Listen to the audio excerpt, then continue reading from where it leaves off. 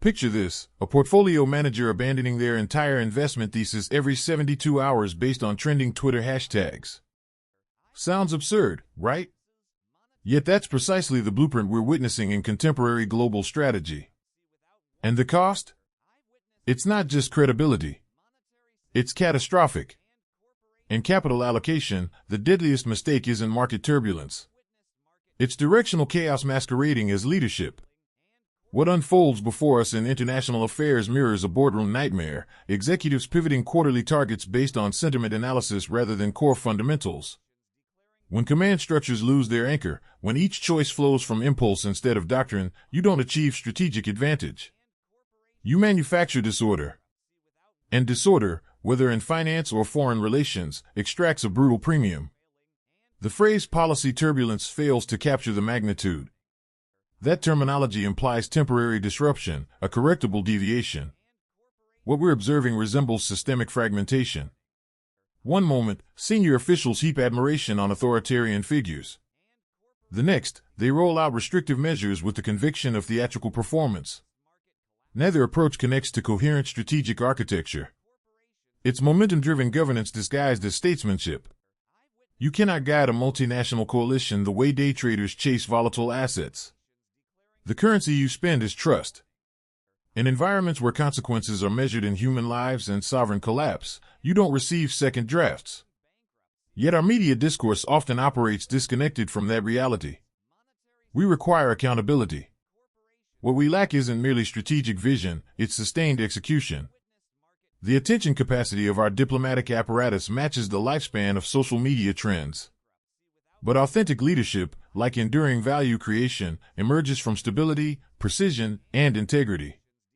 Currently, we're deficient in all three dimensions. This isn't the moment for abstract categorization. What's unfolding in Ukraine transcends diplomatic recalibration or strategic inconsistency. It's about human devastation.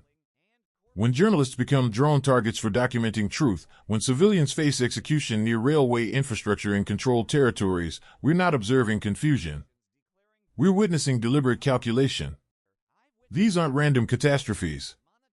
They're indicators of systematic operations engineered to generate terror, dismantle critical systems, and fragment the resolve of a legitimate nation. It's not improvised warfare. It's methodical implementation, logistically, tactically, and ethically. The deliberate destruction of a nation's electrical infrastructure isn't unintended damage. It's weaponized strategy. In market analysis, we examine behavioral patterns. This one projects with painful clarity: manufacture darkness, manufacture desperation. Freeze the residences, the medical facilities, the collective spirit. Its methodology constructed not merely to secure battlefield victories, but to dissolve national identity. Historical memory preserves figures like Stalin's legacy not for their unpredictability, but for their ruthless consistency. And that's what renders this moment so precarious. While millions confront systematic blackouts and bombardment, Western responses arrive as sanctions that barely penetrate the machinery enabling this violence. These measures aren't genuine pressure, they're positioning. The sanctions deploy with declarative force, yet their intended targets adapt within weeks. What we label a policy instrument has evolved, functionally, into a communications device. In my profession, symbolic gestures don't generate outcomes. You cannot influence markets or defend principles through metaphor alone. When deterrence transforms into press briefings, credibility evaporates. And when credibility vanishes, deterrent capacity follows. That's not statecraft. That's performance art. And those bearing the cost aren't in conference facilities. They're in underground shelters without electricity, anticipating the next assault. When policy becomes responsive rather than deliberative, results drift further from rationality. What we observe isn't foreign policy anchored in sovereign protection or national priorities. It's leadership diminished to sentiment tracking. A government that contorts to one individual's unpredictability becomes less a functional state and more a theatrical platform. And when systems pursue impulse over doctrine, they cease operating like republics. They begin resembling financial bubbles, expanding without underlying value, eventually rupturing without warning. That's not international relations. That's emotional speculation at geopolitical scale. I've invested decades observing institutions rise and collapse based on one fundamental principle, whether they're constructed around systematic processes or individual personalities. The former scales and endures. The latter fragments and fails. What we're currently witnessing is a global partnership struggling to manage not an external adversary, but internal temperament. Policy no longer derives from strategic frameworks. It flows from instability. And while Moscow advances with coordinated planning, Washington responds as if managing a failed product rollout. This isn't a collapse of capability. It's a collapse of organizational discipline. What were once strategic advisors now function as emotional negotiators. Their mandate is not to counter Moscow's moves, but to anticipate and contain the next domestic impulse. Instead of reinforcing international norms, they invest critical bandwidth crafting language that won't provoke internal backlash. They deploy flattery where policy belongs. They negotiate with temperament, not states. The outcome isn't diplomacy. It's crisis mitigation dressed in diplomatic protocol. And the longer this persists, the clearer our adversaries understand our vulnerability is no longer military capacity. It's internal, and it's self-generated. When a nation's international strategy becomes centered on managing one individual's emotional landscape, the result isn't statecraft. It's damage limitation. Rather than developing strategy, policymakers focus on calibration, carefully constructed phrases, choreographed visuals, and substanceless gestures. While frontline communities like Pokrovsk face encirclement, power centers in Washington occupy themselves with presentation. They debate aesthetic choices instead of defensive logistics. And every moment allocated to surface-level choreography is time forfeited in an active conflict that advances without pause. This isn't merely inefficient, it's structural breakdown. If the most influential office globally operates on impulse rather than informed analysis, rationality gets eliminated from the equation. Functional systems require predictability. But when outcomes depend on whether a given morning's disposition is favorable or hostile, partners withdraw trust and adversaries gain strategic clarity.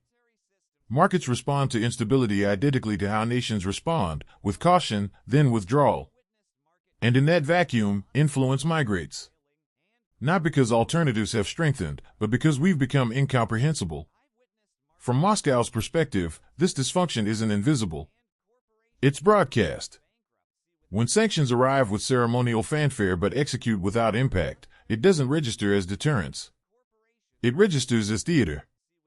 And experienced operators, particularly those trained in security state logic, recognize the distinction. They don't react when pressure is symbolic. They calculate. The Kremlin understands Western internal misalignment.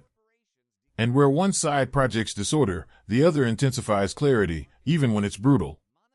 That's not merely geopolitical advantage. It's exploitable opportunity. And sophisticated adversaries never waste opportunity. Unambiguous signals don't always transmit through official diplomacy. Sometimes they manifest through action. What we're observing isn't subtle. It's not encoded in diplomatic language. It's executed in daylight assaults on journalists, energy infrastructure, civilian populations. These aren't miscommunications. They are declarations. The aggressor isn't concealing intent.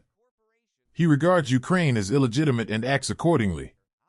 You don't require summit meetings to interpret that. You simply need to observe the pattern. And if you've studied markets or conflict sufficiently, you understand that patterns reveal truth. The tactics being deployed, unmanned systems, shock tactics, systematic infrastructure destruction, aren't negotiation. They're leverage. It's violence applied with precision and consistency. Yet Western response remains fragmented.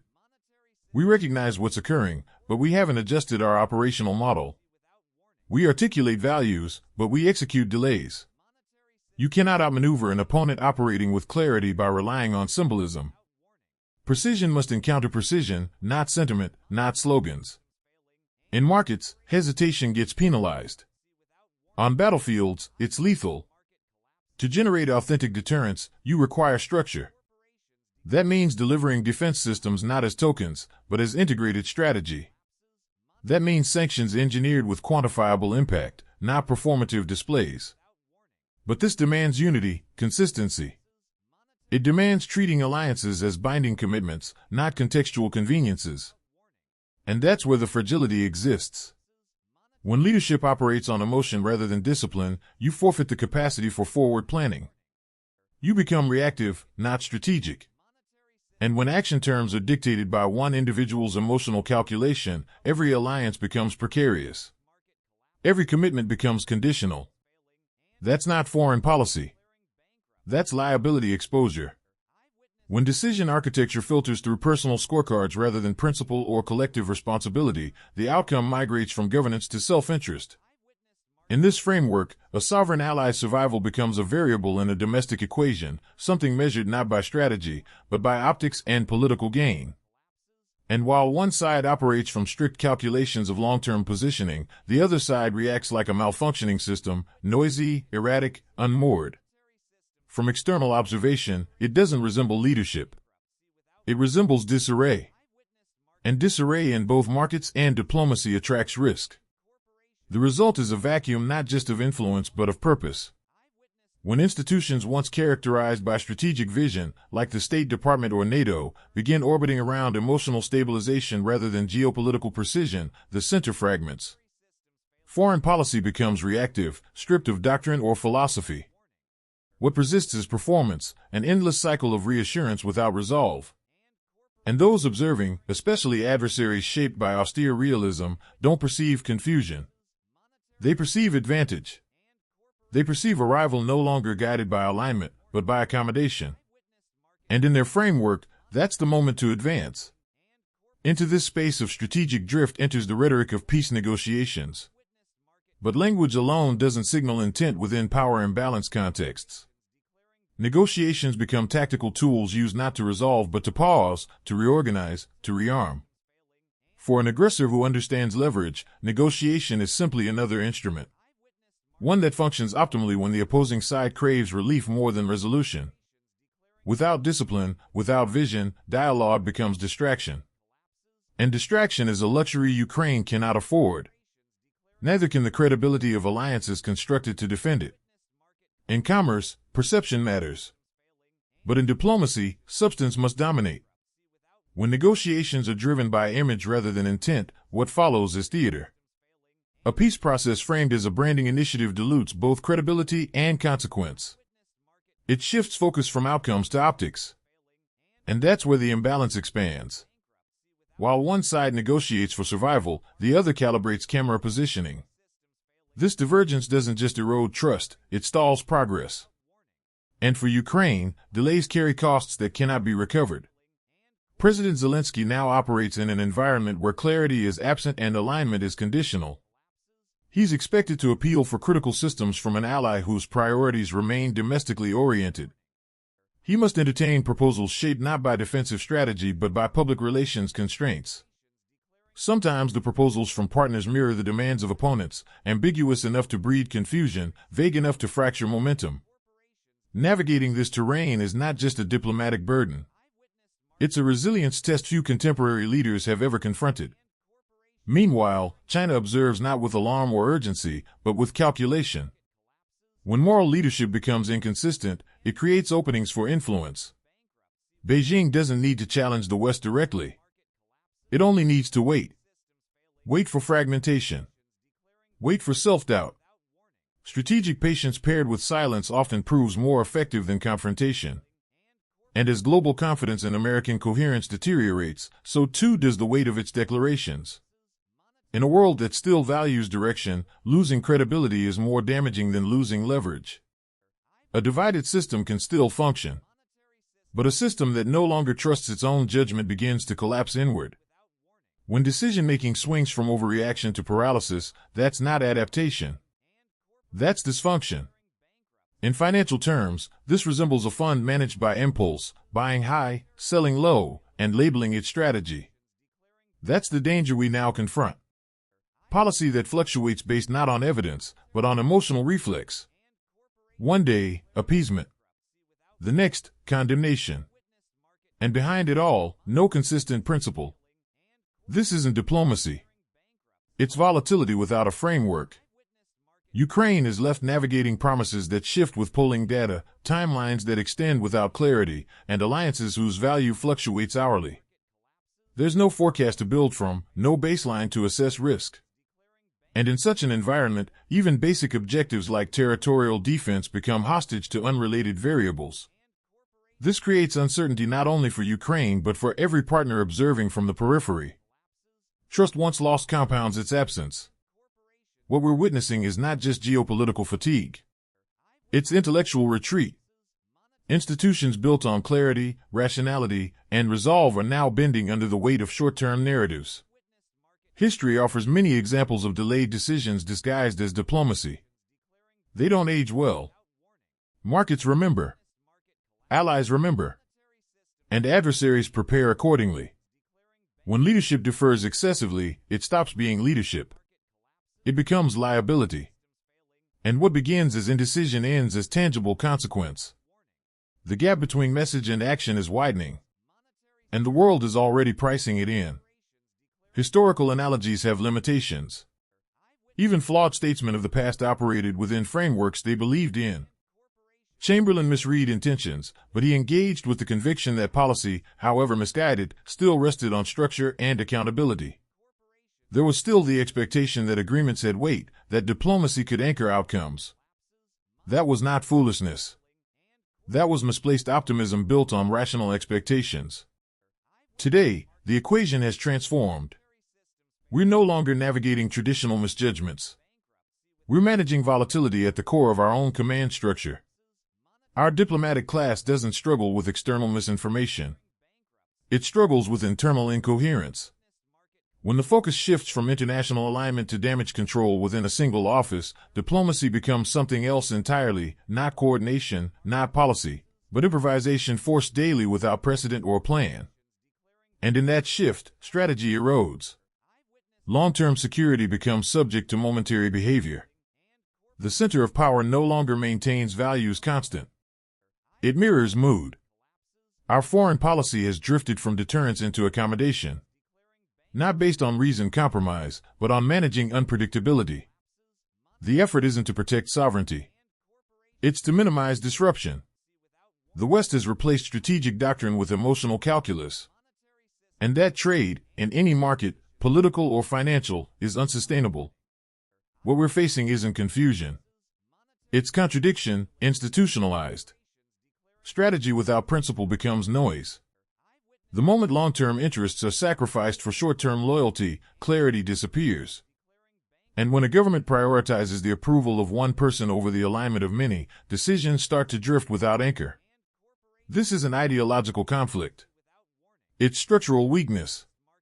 And the outcomes reflect it: uneven, inconsistent, unsustainable. The most concerning patterns aren't random. They repeat.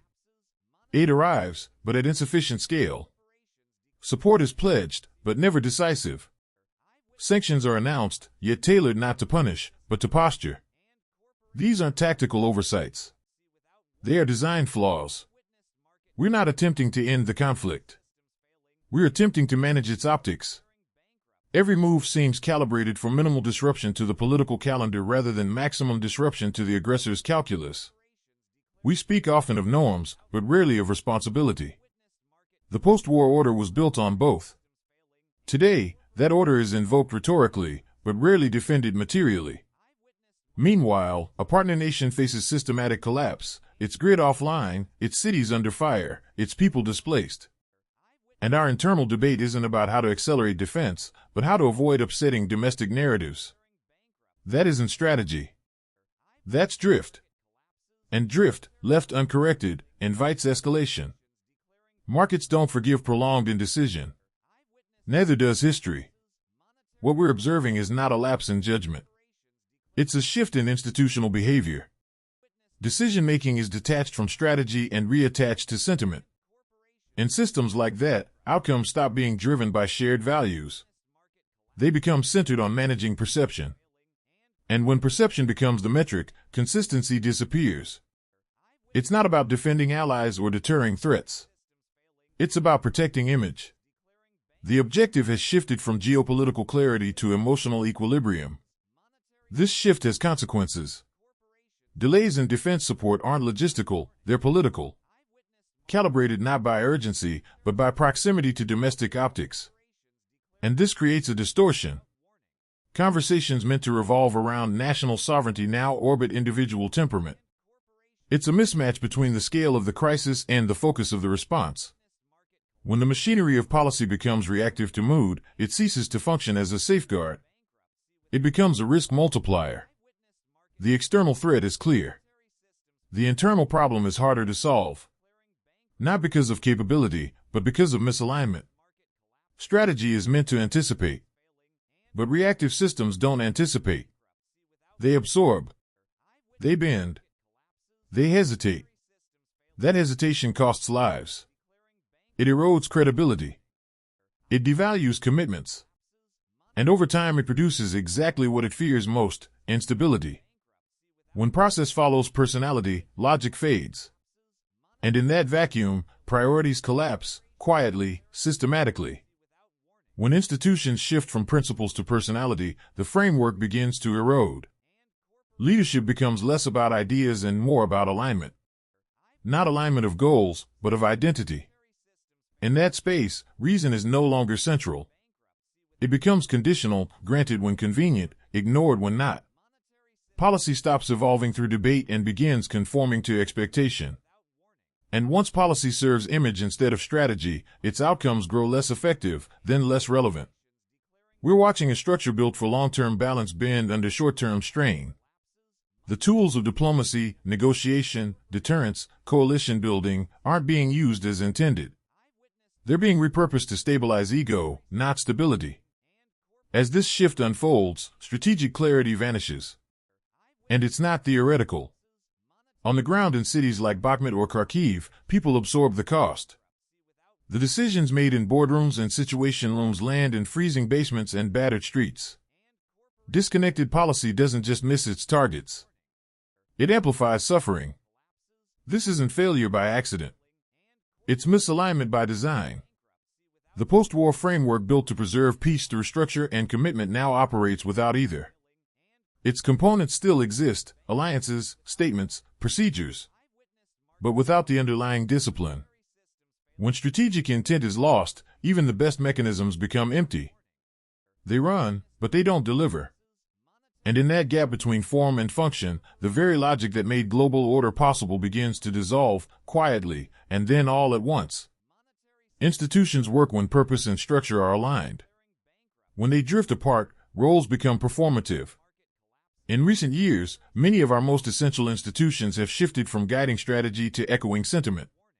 Their language remains formal, but their actions mirror deference, not leadership. The values that once anchored Western credibility, sovereignty, lawful conduct, and accountability have lost practical relevance when decisions are filtered through individual preference, not shared principle. What we see now is not collapse but conversion. Platforms once built for coordination are being repurposed to manage volatility at the top.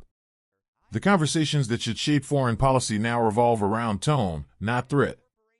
Around framing, not function. And when tactical communication takes precedence over strategic conviction, it signals not flexibility but uncertainty. That erosion becomes visible. It's felt by partners abroad and adversaries alike. What defined Western alliances wasn't just military capability. It was mutual understanding rooted in predictability. That required consistency, transparency, and trust. When policy becomes reactive and alignment depends on avoiding disruption from a single source, the system no longer behaves like an alliance. It acts like a contingency plan, one not built for clarity, but for crisis response. In that shift, we stop coordinating toward objectives and begin maneuvering around personalities. And that is not leadership. That is containment, internally focused, externally fragile. What we're observing isn't a negotiation among equals. It's a misalignment of objectives between allies. While one side seeks stability, the other manages volatility. This creates a strategic split where partners act less like coordinated actors and more like separate teams working around the same constraint. And the constraint is internal. The space where policy should be driven by clarity is instead shaped by managing perception. Peace in this frame is no longer an end. It's a tool, shiny, empty, transactional. What emerges is a performance, not a process. Peace becomes branding, not a path forward, but a moment of optics designed to affirm image rather than resolve tension. The risk is not just the delusion of diplomacy, but the mispricing of credibility. When the objective becomes domestic affirmation over strategic resolution, decisions are valued differently. The price isn't measured in outcomes. It's measured in applause. And that shift can't hold when the stakes are existential. We've entered a phase where form has overtaken function. Announcements replace actions. Pacing replaces planning. And urgency is offset by narrative framing. While critical fronts remain under pressure, policy remains reactive, not due to lack of tools, but lack of focus.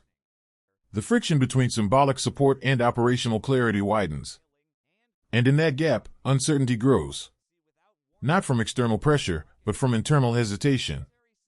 That's not a crisis of resources. It's a crisis of coordination. When attention is diverted from substance to spectacle, outcomes suffer. Public narrative focuses on movement, on gestures, expressions, symbols, while structural realities continue to deteriorate in silence. The erosion of Ukraine's infrastructure, governance, and capacity is not chaotic. It's calculated. And the longer global focus remains fixated on personalities, the more space that erosion is given to proceed unchecked. In markets, distraction costs money. In geopolitics, it costs lives.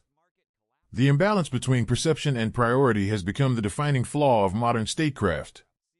A nation's survival cannot depend on emotional equilibrium in another capital. But here we are, where escalation is enabled not through weapons alone but through the absence of coordinated deterrence. What we call symbolic delay, adversaries interpret as structural fatigue. While real-time reports describe cities in blackout and journalists silenced by strike drones, the tools to mitigate further collapse sit idle, caught between politics and projection. This isn't lost on our rivals. They've studied cycles of overconfidence, then complacency. What they see now is a system unsure of its own direction. And in strategic terms, indecision is a signal. It tells them pressure will not be met with resilience, but with hesitation. The costs of this aren't abstract. They compound. Every instance of paralysis is a window widened, one they'll quietly, methodically exploit. Not through declarations. Through momentum.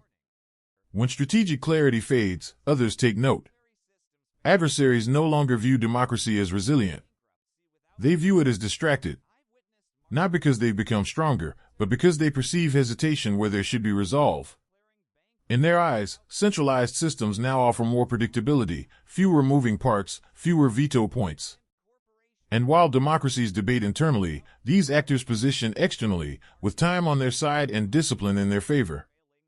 This shift doesn't need to be forced. It unfolds naturally when institutions begin to question their own purpose. Global influence isn't lost all at once. It dissipates quietly, gradually, until what remains is symbolism without substance. The erosion of principle becomes visible only after trust is withdrawn, after momentum is ceded, and after leadership becomes too reactive to lead. At that point, what's being defended isn't strength. It's memory. In that vacuum, clarity becomes rare. Noise takes over. And when decisions no longer align with foundational values, when integrity is traded for improvisation, systems begin to invert. They respond to pressure but not direction. They move but not forward. Ukraine's suffering is not abstract. It's the collateral of drift. And drift, when left uncorrected, doesn't slow. It accelerates, quietly, relentlessly. It's never easy to confront uncomfortable patterns, especially when they emerge from within the very systems we rely on. But clarity begins with recognition. Policy shaped by performance, not principle, cannot hold its form under sustained pressure. And diplomacy that revolves around individual image rather than collective interest eventually loses its compass. That disconnect has consequences. They aren't always immediate, but they compound over time. Understanding how decisions are made and what drives them matters. It informs how we engage, how we allocate trust, and how we prepare for what comes next. The world doesn't shift on declarations. It shifts on pattern. And those paying close attention will be better positioned, not just to react, but to respond with perspective. In uncertain times, calm reason isn't just useful.